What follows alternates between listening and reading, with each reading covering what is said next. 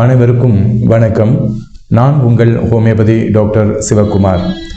இன்றைய மருத்துவ பதிவில் பெப்டிக் அல்சர் என்று மருத்துவ ரீதியாக அழைக்கப்படுகின்ற வயிற்றுப்புண் குறித்த தகவல்களை நம்ம தெரிஞ்சுக்கலாம்.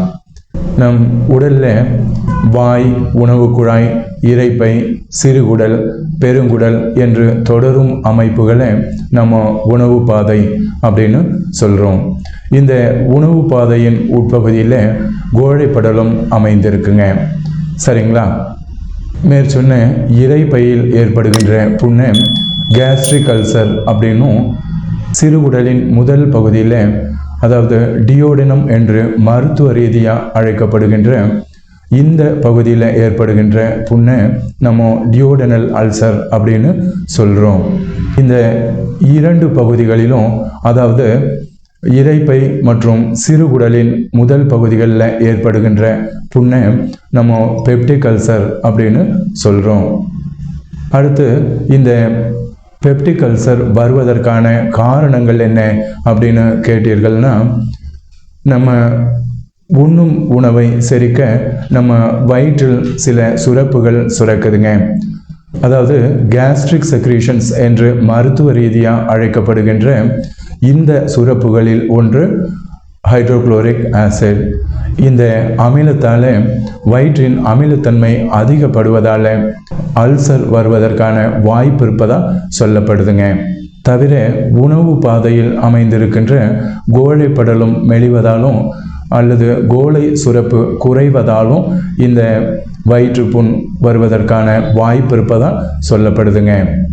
மேலும் ஹெலிகோபாக்டர் பைலோரி என்று மருத்துவ ரீதியாக அழைக்கப்படுகின்ற பாக்டீரியல் தொற்று காரணமாகவும், நான் ஸ்டீராய்டல் ஆன்டி இன்ஃப்ளமேட்டரி ட்ரக்ஸ் என்று சொல்லப்படுகின்ற வலி நிவாரண மருந்துகளாலும் இந்த வயிற்றுப்புண் வருவதாக சொல்லப்படுதுங்க.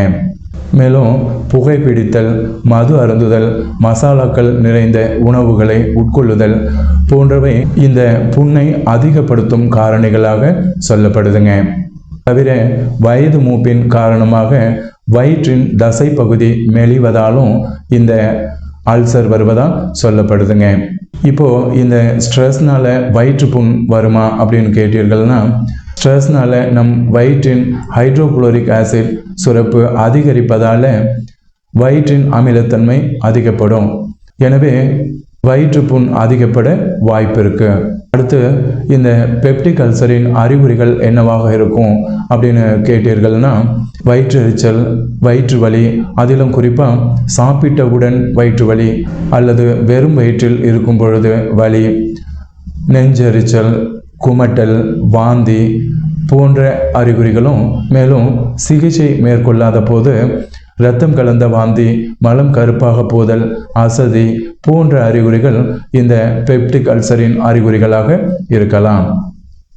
அடுத்து இந்த வயிற்றுப்புண் உள்ளவர்கள் தவிர்க்க வேண்டியவைகள் என்ன அப்படின்னு பார்த்தோம்னா, முறையான மருத்துவ பரிந்துரை இல்லாமல் அடிக்கடி வலி நிவாரண மருந்துகள் உட்கொள்வதை தவிர்த்தல், புகைப்பிடித்தல் மற்றும் மது அருந்துதலை தவிர்த்தல் அல்லது குறைத்து கொள்ளுதல், மன அழுத்தத்தை தவிர்த்தல், டீ, காஃபி போன்ற பானங்களை குறைத்து கொள்ளுதல், சீரான உடற்பயிற்சி மேற்கொள்ளுதல், மேலும் நார் சத்து மிகுந்த கீரைகள், காய்கறிகள் முதலியவைகளை நம்ம அன்றாட உணவில் நம்ம சேர்த்து கொள்வதாலும் இந்த வயிற்றுப்புண்ணினால் ஏற்படும் பாதிப்புகளை நம்ம குறைத்து கொள்ள முடியும்.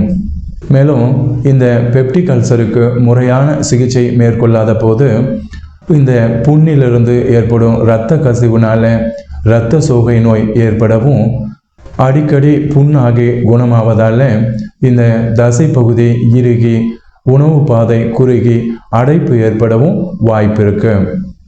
எனவே ஆரம்ப நிலையிலேயே தகுந்த மருத்துவ ஆலோசனை பெற்று சிகிச்சை பெறுவதன் வாயிலாக இந்த பெப்டிக் அல்சர் என்று சொல்லப்படுகின்ற வயிற்றுப்புண்ணிலிருந்து நீங்கள் நிவாரணம் பெற முடியும்.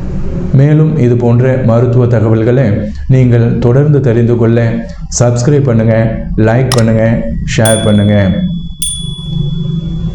மீண்டும் அடுத்த பதிவில் சந்திப்போம். நன்றி.